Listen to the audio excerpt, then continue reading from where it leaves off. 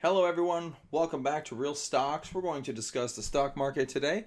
We're going to talk about the general markets and a couple of the market leaders and some of the stocks that I've been investing in and just their general behavior, which is leading me to that. We're not really done with this bull market, but we did take some risk off the table. Now, we're starting here on the QQQ, which is an ETF representation of the NASDAQ, which is the leading index ever since we started the bull run kind of back over here in 2009, ever since we bottomed here at 25 on the QQQ, and now we're all the way up to 172. So pretty good run there on the NASDAQ. Even this representation, you're up almost eightfold, give or take. I'm not being super specific there, so please don't kill me on the comments for that, but you can see we've been in this major uptrend going back for a very long period of time, and a lot of people think that this run is overdue, a huge correction, and I do not believe that is correct. I think the market's fairly healthy. While we did get a good scare late last week and the week before with a few market moves, overall the market's healthy. Taking a look at this daily picture going back quite some time, we can see this was a correction of 2015, which was basically the only technical correction that we've had since 2019. Now, what I mean by technical correction is a correction that is 15% or deeper. I think this barely met that requirement. As a matter of fact, I think it was like right on the cusp. So on the Qs here, it was 25%. That is not representative of the NASDAQ though. Actually, let me go ahead and pull up the NASDAQ just so we can do that properly. Yeah, about 20%. So I guess that was a correction. They're probably talking about the S&P there. Anyway, you can go ahead and look at the S&P if you want to do that. But what we can see here is I've got my three moving averages. I've got the 200-day moving average, the 50-day moving average, and the 10-day moving average. So after we came out of this 2015 correction, we've been in a nice big uptrend. This 200-day moving average never even being touched, even right here, never touching that 200-day moving average. So let's go ahead and zoom in. And coming up here to the most recent action, not the future. And we have, 1, 2, 3 tests of this 200-day, each with higher lows, really respecting that 200-day moving average. So pretty good action there. Most recently, we've come back down under the 10-day moving average, testing the 50-day moving average. And the 50-day is an area where institutional investors really like to support stocks. And this is kind of indicative of that right now. Now, this doesn't represent every single stock in the NASDAQ 100, but it is kind of obviously an average. It's a representation of those stocks. Higher highs, higher lows. So the uptrend's still intact. Nothing is quite broken yet. Let's go back to the Qs. Basically, so we can get some volume. All right, so here's the volume. We had this trend line that I drew here quite some time ago. This is kind of what I've been viewing as the top of this consolidation pattern. Now, if you guys follow me from cryptocurrencies, which I'm sure many of you do, you normally will not see me do this on a cryptocurrency where I avoid some upside action. The difference is in stocks, they do actually play a lot of games with the chart. And believe it or not, they don't really manipulate cryptos so much. They do it much more in the stock market and with much more professionalism. They have this manipulation down to a science, ladies and gentlemen. I don't think they've quite figured out the crypto game yet. But anyway, I'm drawing this trend line because this is a level that seems to be respected many times. And we found support here, 50 days here as well. So this bodes well for the most recent price action. Zooming in a little bit further. All right. Zooming in further, what we can see is the biggest high volume day was a gap down day. I believe this was last Monday. Gap down came all the way down here, and I remember this day. We actually had a pretty high volume all the way down here, and then all the rest of this volume was made in this bottom area. So that indicates that was a lot of buying pressure. What they do in stocks that they can't do in cryptos is when the market closes between Friday and between Monday, what they will do is they'll actually scare the crap out of everyone, gap it down. Everyone's thinking, oh crap, we're going to go down, 1,000 Dow points today and whatever that is representative in the NASDAQ. And then it sells off very quickly in the morning. And then throughout the day, they actually accumulate all those shares that people are selling after they've scared them. Then, like I said, they can't do that too much in cryptos because they don't have these gaps to contend with. But ever since then, we had a little green day here, nothing crazy. A big red scary day, but the volume really wasn't that scary, and it did not undercut the 50-day moving average. That is actually pretty important.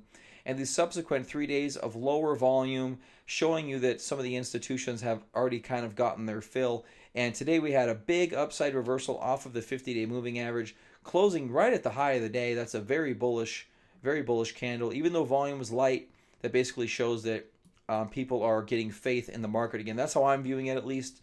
We'll kind of see how things go from there. But the 10-day moving average, we're coming up to that. Hopefully we'll cross that in the next couple of days. Stay supported at the 50-day. And if we take a bigger picture view going back here, maybe we can go into a situation again where we're respecting the 50-day. You can see, we did pierce it here a little bit as there was some distribution. But generally the 50-day is a good volume trend. And this goes back into 2016 where we did have a little bit of a hiccup. But that is what that is. But if we can stay above the 50-day, that is very good for a bull market run in stocks. And when you think about the macroeconomics in the stock market and the U.S. economy, the whole tariff war, the whole tariff thing aside, because a lot of NASDAQ stocks are not affected by the tariffs. Now, they may in the future, depending on how crazy this tariff war gets. But overall, the U.S. economy is still growing at a good pace. Unemployment still historically low. And we still have a lot of good economic indicators out there. Consumer sentiment is still extremely bullish. There's a lot of good factors. So I think the institutions are using the news and the news outlets as a way to scare individual investors out of their shares. And you see a lot of that last week, as a matter of fact. So kind of a long synopsis on the market there, but it kind of is what it is. So this is TNA. This is a 3 times representation of the Russell 2000. This represents small cap stocks. This is a weekly. Wasn't really thinking about the video based on what you see there. So here's TNA. So this is the Russell 2000 representation, and here's the 50-day moving average. You can see doing something very similar to what the Nasdaq did. And generally, when the Nasdaq and the Russell 2000 do similar things technically and lead the market higher, the market tends to rally because that means it's basically a risk-on type of scenario. But there has been a little bit of flight to utilities and some other defensive sectors. So, I think people are just getting ready, and some people are getting more ready than others, I guess, is generally kind of what I'm looking at. So here we have some good bottoming action. Here's a nice green candle coming off the 50-day. Also, this one today coming off the 50-day, lower volume red candle on Friday. So that's pretty healthy. So this bodes well for the next couple of weeks, probably getting us back in here towards highs on TNA and the Nasdaq. So let's go ahead and take a look at some stocks I have here. This is my watch list. A lot of these are leaders from prior markets and also current market leaders. So I do try to track leaders that I'm interested in, good stocks that have good fundamentals, that tend to lead market cycles and do things really well. And I really enjoy this watch list. So let's get to some of my watch list stocks, and I can go through a few things with you here. So first of all, this is sorted in order of percentage change. So I've got SNCR. You can see that there. I'm just going to breeze through a few of these. You got VMware, which has a pretty nice cup with handle here, popping. Not sure why that was popping there. I think that was the Dell deal. There's a Dell deal. I'm pretty sure VMware owns part of Dell. So EOLS, this is a stock that's a brand new IPO. You can see it just started trading over here in February. Nice bull flag up here. There's a trend line, and there's going to be buy points as well. This looks like it, come on here. This looks like it could be ready to start moving again. Had a nice consolidation. You can see here the volume getting very low, which is healthy. Good green, bullish engulfing candle on the daily here. So you can see the low undercuts the previous day's low. The high goes over than the previous day's high, and we're closing towards the high part of that bar. Very bullish action. Also, this 10-day moving average, you can see we're threatening it. We threatened it today. We pulled back, however. Hopefully this can get going tomorrow. It did go over the high of these 2 days. So if we can stay higher here for a little bit and it doesn't run, this could be really good for a potential move in EOLS. It's a new issue there. So this is a pre-revenue company. They don't really have much, but good volume declination here. Overall looks pretty good there, so I do like that one. So ADSX, all the way down here. I also look at some turnaround plays. This is a turnaround play, not really turning around right now, at least. CMCM. So let's get to some good ones here. Lope was in a very well-defined uptrend there. Traded that a few times. WDR, Anik, huge gap downs. And Twitter, which is being exceptionally bullish right now. They basically have what's called a flat base. And if we go to the weekly chart, if this stays within this basing formation this week, we're going to have 1, 2, 3. We're going to have basically a flat base situation, which is an excellent time to purchase a stock. And Twitter has been leading even through all this general market FUD in the stock market. You can see Twitter holding very strong up here, having a very tight consolidation. Volume has been declining in a very nice fashion, going to sub-average, which is nice. Even though it looks like these down days are getting more aggressive than the up days, there's still quite a bit of low volume in here. Excuse me. A lot of low volume in here. You can see the green days are bullish. The red days aren't necessarily so bearish. Let's take a look at that. So we have this red day, which this was a bearish day, obviously. We poked into new highs and sold off. Volume was fairly aggressive, pretty high, even with these previous high green candles here.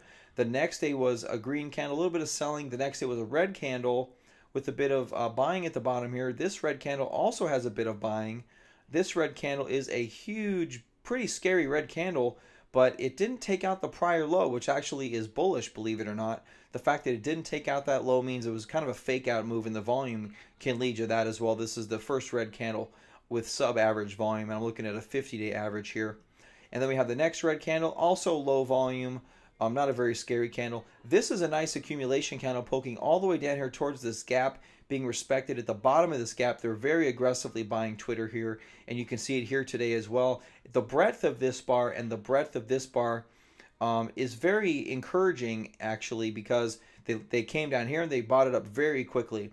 The breadth in this red bar, not so much. Not nearly as wide as this bar, and definitely not as wide as this bar. I would actually anticipate Twitter having an excellent latter half of the year, potentially doing just massive percentages.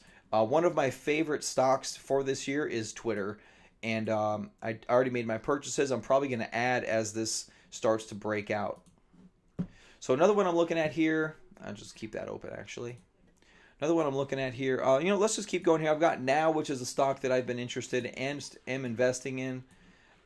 It hasn't been running as aggressively as I normally would like, but it has some pretty good action. There is some distribution up here. Distribution meaning selling, and you can definitely see the big red candle here, big red candle here, big red candle here, big red candle here. So there is some selling, but Now did have this big double bottom W base here. Now it's technically not a perfect double bottom because this low here did not undercut this low here. It held it by about 18 cents.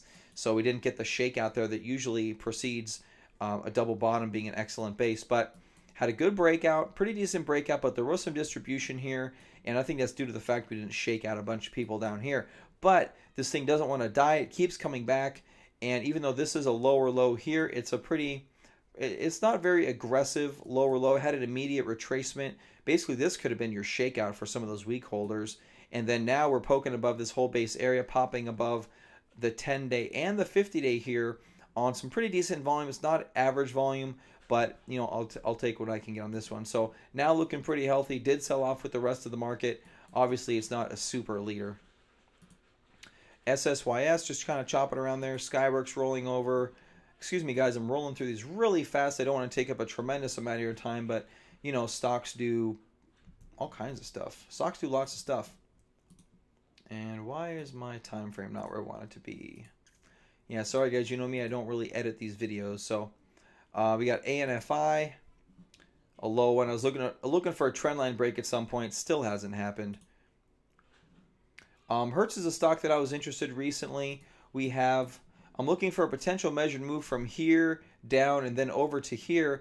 You can see it had a nice upthrust here with a bull flag that tried to break out and then just cratered all the way back down towards the lows.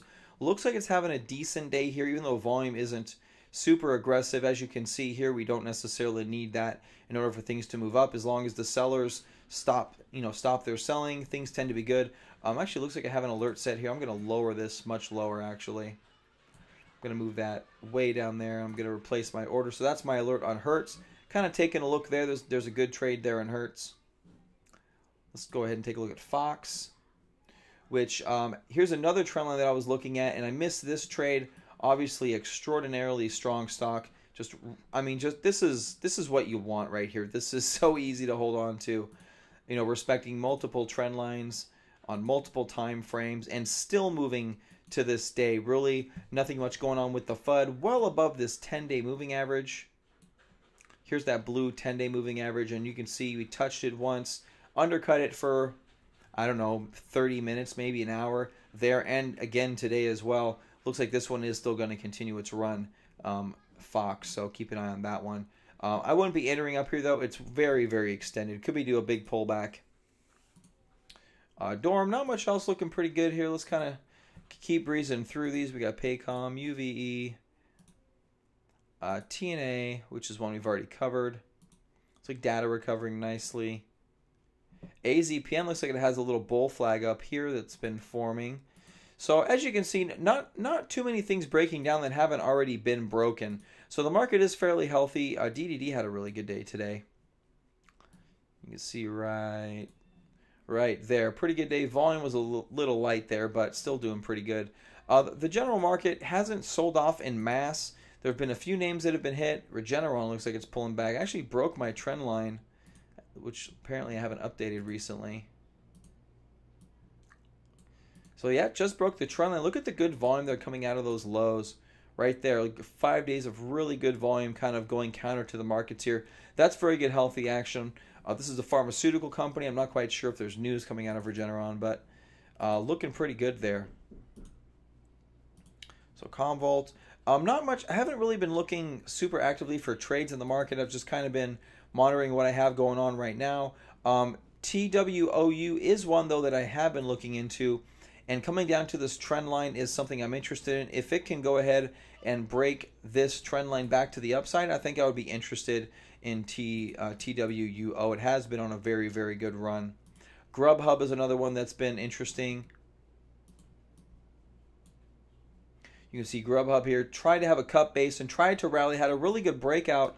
Unfortunately, it sold off with the market. Grubhub is a stock that has been up excessively, and so profit taking is in order. I mean, it's been running now for, what is that, 2 years? Been running for 2 years, so there's definitely going to be some profit taking on something like Grubhub. Hopefully, we'll get a nice base out of this situation, and it'll give us another entry point.